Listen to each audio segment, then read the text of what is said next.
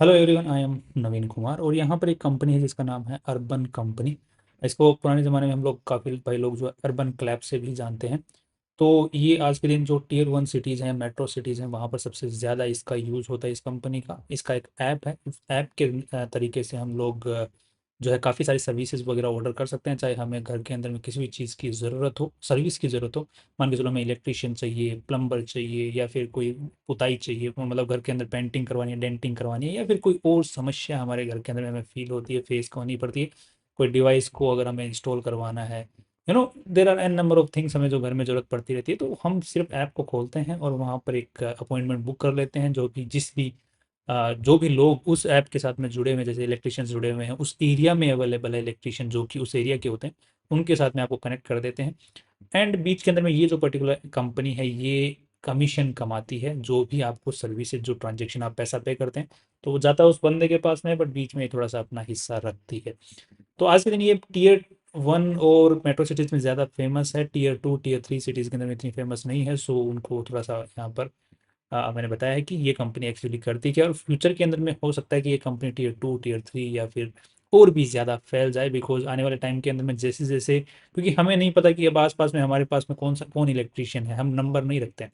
तो अल्टीमेटली हमारे लिए ये चीज़ जो ऐप है, ये गो टू है होने वाला है फ्यूचर में, आने वाले टाइम के अंदर में, कि बस कोई भी सर्विस चाहिए, बस ऐप में जाओ, बुक करो। क्योंकि जो शहर में रह रहे हैं उनको ये समस्या फेस करनी पड़ती है, इसलिए वो इसका काफ़ी ज़्यादा यूज़ आज के दिन कर रहे हैं। और इसके अगर हम नंबर्स भी देखेंगे इस कंपनी के, तो भी हमें वो चीज़ देखने को मिल जाएगी।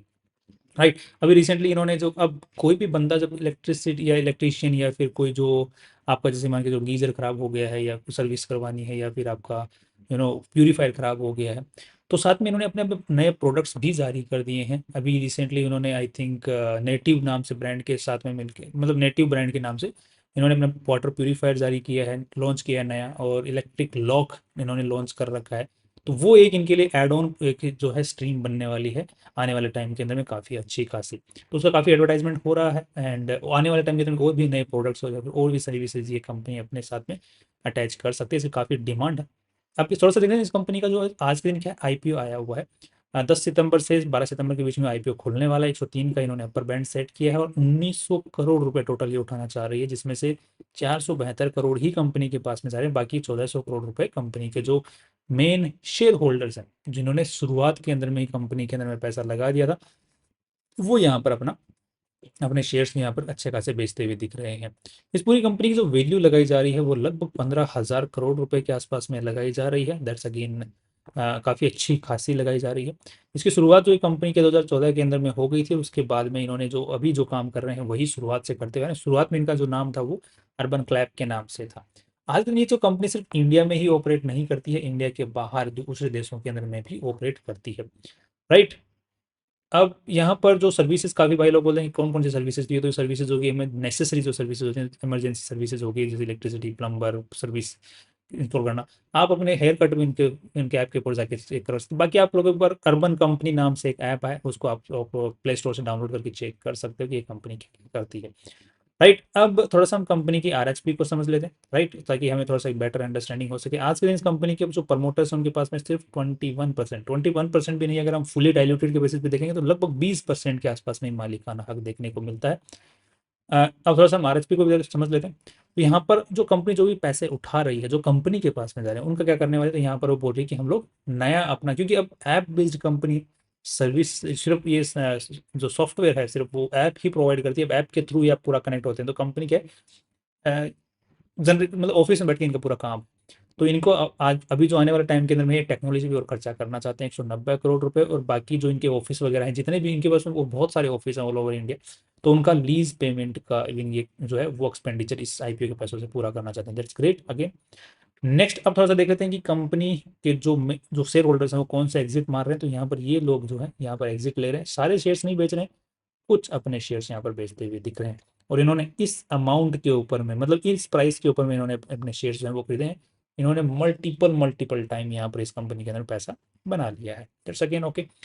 नेक्स्ट, यहाँ पर इस कंपनी में कुछ खास केसेस वगैरह आज के दिन देखने को नहीं मिलते हैं। यस, कुछ यहाँ पर जिस टाइप का कंपनी काम करती है उसके अंदर में मटेरियल सिविल लिटिगेशन होना लाजमी है और रेगुलेटरी एक्शन भी होना लाजमी है।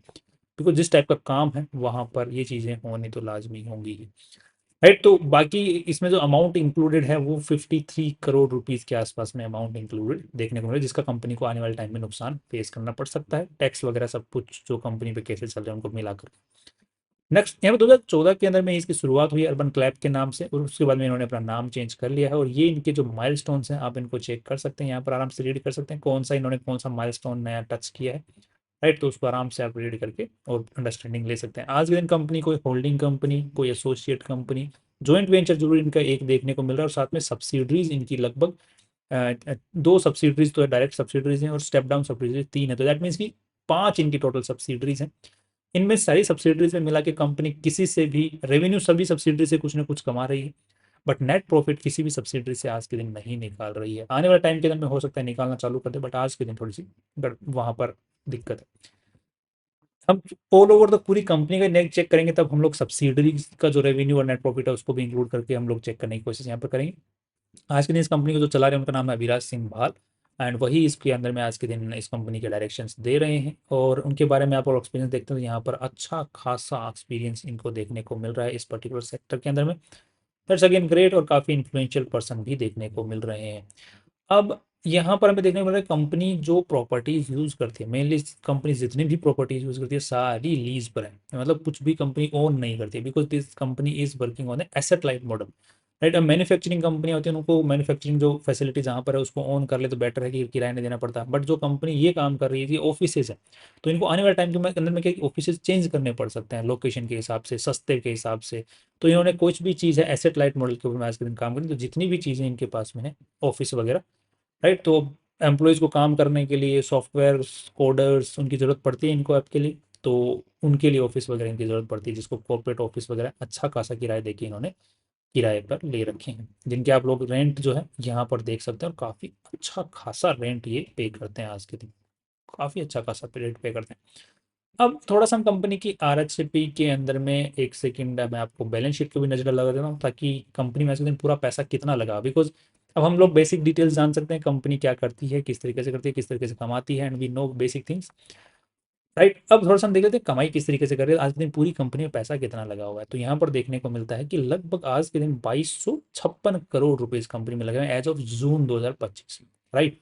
नेक्स्ट, अब यहाँ पर जो पैसा है मेनली इन्वेस्टर्स का कितना लगा हुआ है, तो यहाँ पर देखने को मिल रहा है कि इन्वेस्टर्स अमाउंट इज 1830 करोड़ रुपया। सो मेजोरिटी ऑफ द पोर्शन जो है इस कंपनी में जो लगा हुआ है वो इन्वेस्टर्स का ही पैसा है, लोन वोन का ज़्यादा यहाँ पर झंझट देखने को नहीं मिल रहा है। नेक्स्ट, यहाँ पर जो अगर कमाई की हम लोग बात करते हैं तो रेवेन्यू यहाँ पर ईयरली बेसिस पे रेवेन्यू है 3 साल का, और यहाँ पर 2 क्वार्टर्स का भी देखने मिल रहा है, जून 2024 का देखने मिल रहा है, और जून 2025 का कंपेयरिंग के लिए यहाँ पर ये भी क्वार्टर वाला भी देखने को मिल रहा है। बट यहाँ पर हम लोगों को ज़्यादा इंटरेस्ट है ईयरली वाले के अंदर में, तो यहाँ पर देखने मिल रहा है कि कंपनी का 726 करोड़ का रेवेन्यू, फिर 927 करोड़ का रेवेन्यू, फिर यहाँ पर सीधा ही 1260 करोड़ का रेवेन्यू देखने को मिलता है। तो ये जो ग्रोथ है ये लगभग अगर ऑन एन एवरेज हम निकालते हैं तो 35 से 40% की रेवेन्यू ग्रोथ यहाँ पर देखने को मिल रही है। इसी के साथ में अगर हम लोग एक्सपेंसेस को चेक करते हैं यहाँ पर, तो ये है 10,000 करोड़ के आसपास का, फिर 1020 करोड़ या 1223 करोड़। तो ये जो एक्सपेंसेस को हम लोग चेक करते हैं यहाँ पर, तो ये लगभग 9 से 10% का एक्सपेंसेस ग्रोथ भी देखने को मिल रही है। बट हम लोग अगर हम लोग मोटा मोटी निकालते हैं तो यहाँ पर एक्सपेंसेस ग्रोथ को हम लोग लगभग 15% अगर मान के चल लेते हैं कि आने वाले टाइम के अंदर में जो रेवेन्यू है वो 35 या 40% के आसपास से ग्रो करेगा आने वाले जो 5 साल के हैं, क्योंकि हम आगे 5 साल का प्रोडिक्शन यहाँ पे करने की कोशिश करें, बिकॉज इस कंपनी का कोई कॉम्पिटिटर तो है नहीं जिसके साथ हम लोग कंपेयर कर सकें इस कंपनी को। हमें सिंपली इसके जो आने वाले जो रेवेन्यूज हैं उसको एक थोड़ा प्रोजेक्शन बेसिस पे निकाल के देखना पड़ेगा, थोड़ा सा लॉजिकल भी लेकर के चलना पड़ेगा इस आंसर को, क्योंकि इसी बेसिस पे हम लोग इन्वेस्टमेंट करने के डिसीजन जो मेनली बनाते हैं कि फ्यूचर में क्या कर सकती है, राइट। तो यहाँ पर इस चीज़ को देखने को मिल रहा है कि अगर ये 35 to 40% का रेवेन्यू ग्रोथ ये कंपनी करती है, और साथ में अगर एक्सपेंसेस यहाँ पर इंक्रीज होते हैं लगभग 15% के आसपास में, तो एज पर आवर कैलकुलेशन जो इसके नेट प्रॉफिट्स आने वाले टाइम के अंदर में निकल के आ रहे हैं वो लगभग 5 साल बाद मतलब 2030 के आसपास में जो नेट प्रॉफिट्स हैं वो लगभग 1500 करोड़ से ऊपर निकल गया है, 1500 करोड़ से 2000 के बीच में, 2000 करोड़ के आसपास में नेट प्रॉफिट्स कंपनी के निकल के आ रहे हैं। बिकॉज अल्टीमेटली अगर एक्सपेंस उस स्पीड से नहीं बढ़ रही जिस स्पीड से रेवेन्यू बढ़ रहा है, राइट, तो उससे होगा क्या, क्योंकि कंपनी के फिक्स एक्सपेंसेस जैसे लीज का पेमेंट, जो सॉफ्टवेयर फोल्डर, जो कंपनी के एम्प्लॉइज एक्सपेंसेस हैं, अदर एक्सपेंसेस हैं, वो बहुत ज़्यादा है। तो अगर रेवेन्यू बढ़ता रहता है तो वो तो वहीं पर फिक्स हो जाता है, बट उसके बाद में जो रेवेन्यू जितना बढ़ता है उतनी कमाई जो अल्टीमेटली जो है नेट प्रॉफिट्स बचते जाते हैं। तो वही इस कंपनी के लिए मेन गेम होने वाला है। जो सॉफ्टवेयर की जो कंपनियां काम करती हैं उनके लिए मेन गेम यही होता है कि उनका एक फिक्स जो खर्चा है वो पीछे ही रह जाता है और रेवेन्यू आगे निकल जाता है। तो इसका अगर हम लोग नेट प्रॉफिट चेक करते हैं तो दो 308 करोड़ का इन्होंने नुकसान किया कब 2023 के अंदर में, फिर यहाँ पर 100 करोड़ का नुकसान किया कब 2024 के अंदर में, और यहाँ पर देखने को मिल रहा है कि अभी 238 करोड़ का इन्होंने प्रॉफिट किया है। बट यहाँ पर ये प्रॉफिट को हम लोग इंक्लूड नहीं करने वाले हैं बिकॉज यहाँ पर 211 करोड़ का इन्होंने जो है एक्सेप्शनल इनको प्रॉफिट हुआ है इस साल बिकॉज ऑफ द टैक्स, ये जो ना डिफर्ड टैक्स की वजह से। तो ये हर साल नहीं होने वाला, ऑफ कोर्स सी बात है। तो हम लोग बेसिक जो है नंबर्स अगर लेते हैं तो यहाँ पर इस साल जो कंपनी का प्रॉफिट हुआ है लगभग 28-30 करोड़ रुपए के आसपास का, before tax is 28 crore rupees के आसपास का हुआ है। तो लगभग 30-35 करोड़ रुपए का इस बार नुकसान, दैट मीन्स की प्रॉफिट हो गई है, प्रॉफिटेबल हो गई है कंपनी। 300 करोड़ 2 साल पहले से सीधा ही यहाँ पर आपके दिन प्रॉफिट हो चुकी है, प्रॉफिटेबल हो चुकी है। तो आने वाले टाइम के अंदर में ये अच्छा खासा प्रॉफिट जनरेट कर सकते हैं बिकॉज रेवेन्यू ग्रो करेगा। यहाँ पर यार इसी इसी क्वार्टर का हम लोग चेक करते हैं, जून के क्वार्टर का, तो यहाँ पर इन्होंने 10 करोड़ का यहाँ पर नेट प्रॉफिट जनरेट किया है जो कि अच्छा है, राइट। तो यहाँ पर कोई फालतू का झगड़ा भी देखने को नहीं मिल रहा है, टैक्स वैक्स की वजह से भी ज़्यादा देखने को नहीं मिल रहा है, दो देखने को मिल रहा है बट ज़्यादा देखने को नहीं मिल रहा है। That's great, right. अब थोड़ा सा हम कैश फ्लो की बात कर लेते हैं। तो कैश फ्लो के नंबर्स यहाँ पर इसके चेक कर लेते हैं। 1 second, let me show it to you the cash flow numbers. Here are the cash flow numbers, और यहाँ पर कंपनी कैश जनरेट कर पा रही है या नहीं, और द पॉजिटिव सेंस में कैश जनरेट कर पा रही है यानी वो हमारी जो मेन बात होती है। तो यहाँ पर पॉजिटिवली कंपनी कैश जनरेट कर पा रही है और कंटिन्यूअसली जनरेट कर पा रही है। मतलब पिछले सालों में नहीं कर पा रही थी बट अभी कर पा रही है फाइनली इस साल के हिसाब से, राइट। तो अब फ्यूचर में भी जब रेवेन्यू अगर एक्सपेंसेस वहीं रह जाते हैं, रेवेन्यूज उसको कई से गुना पार कर जाते हैं, तो अगेन कैश भी और प्रॉफिट भी इससे उम्मीद है जनरेट करेगी। तो अब लगभग हम लोग 5 साल आगे का प्रोजेक्शन लेंगे और आज के हिसाब से तो कुछ खास इसमें वैल्यू है नहीं, राइट। क्योंकि आज के दिन 15,000 करोड़ रुपए की वैल्यू अगर हम लोग 30 करोड़ के हिसाब से, कमाई के हिसाब से अगर 1500 करोड़ रुपए, 15,000 करोड़ रुपए की वैल्यू दें तो वो तो किसी भी तरीके से लाजमी नहीं। बट अगर हम फ्यूचरिस्टिक अप्रोच लेकर चलते हैं इसका 5 साल आगे का, तो 1500 करोड़ अगर हम लोग एक नंबर लेके चल रहे हैं तो वहां अगर देखते हैं तो 10 का पी रेशियो निकल के आता है जो कि काफी लुक्रेटिव बन जाता है, क्योंकि उसके आगे की ग्रोथ भी यहाँ पर मेंटेन रह सकती है बिकॉज 5 साल आगे बाद में 5,000 करोड़ के आसपास कंपनी का रेवेन्यू जनरेट करेगी, तो जिसकी वजह से 1500 करोड़ से 2,000 करोड़ के बीच का नेट प्रॉफिट जनरेट कर रही होगी, जिसके हिसाब से पी रेशियो 10 से नीचे तक जा सकता है, right. Based on the past 3 years growth, उसके बेसिस पे मैंने नंबर निकाला है ये वाला। रफ डेटा है, बाकी आप अपने हिसाब से अच्छे से बिल्कुल राइट नंबर्स आपको कैलकुलेट करने हैं तो आप एक्सेल शीट खोल के आराम से कैलकुलेट कर सकते हैं, राइट। तो मैंने आपको एक रफ नंबर दिया है यहाँ पर। अब क्या ये क्या फिजिबल है, क्या ये अचीवेबल है, ये नंबर जो कि हमने बात की है अभी? यस, डेफिनेटली अचीवेबल है बिकॉज आज के दिन कंपनी मेट्रो सिटीज और टीयर 1 सिटीज के अंदर में ज़्यादातर है। आने वाले टाइम के अंदर में टीयर 2 सिटीज और बढ़ रही हैं, टीयर 3 सिटीज बढ़ रही हैं। कंपनी ने नए प्रोडक्ट लाइंस लॉन्च कर रही है और अलग अलग कंट्रीज के अंदर में अपने आप को फैला रही है। और इसका क्रेज काफ़ी अच्छा है क्योंकि काफ़ी लोग जो शहरों में रहते हैं वो इस पर काफ़ी डिपेंडेंट है, तो डिपेंडेंसी दिखा रही है। और जो लोग जुड़ना चाह रहे हैं, क्योंकि जो लोग सर्विस सेक्टर में काम करते हैं जैसे इलेक्ट्रिशियन वगैरह हो गए, तो वो भी इसके साथ में जुड़ना चाहते हैं। तो मतलब सप्लाई भी है, डिमांड भी है, और कंपनी नए प्रोडक्ट्स ऐड कर रही है और नए एरियाज के अंदर में अपने आप को फैला रही है। तो हर चीज़ में यहाँ पर पॉजिटिविटी इस कंपनी को लेकर के नजर है, जिसकी वजह से इसके अंदर में वैल्यू, वो जो अचीवेबल जो नंबर्स है वो अचीवेबल नजर आते हैं। So these are my understanding. बाकी आपका जो रिव्यू हो सकता है वो डिफरेंट हो सकता है।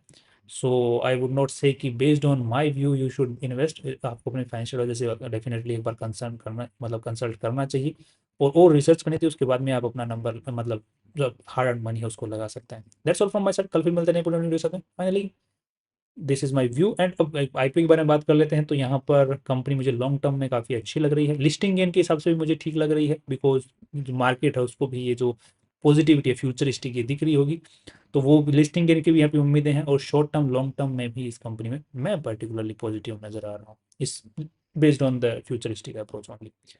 That's all from my side. कल फिर मिलते हैं नए वीडियो के साथ। Finally see you tomorrow.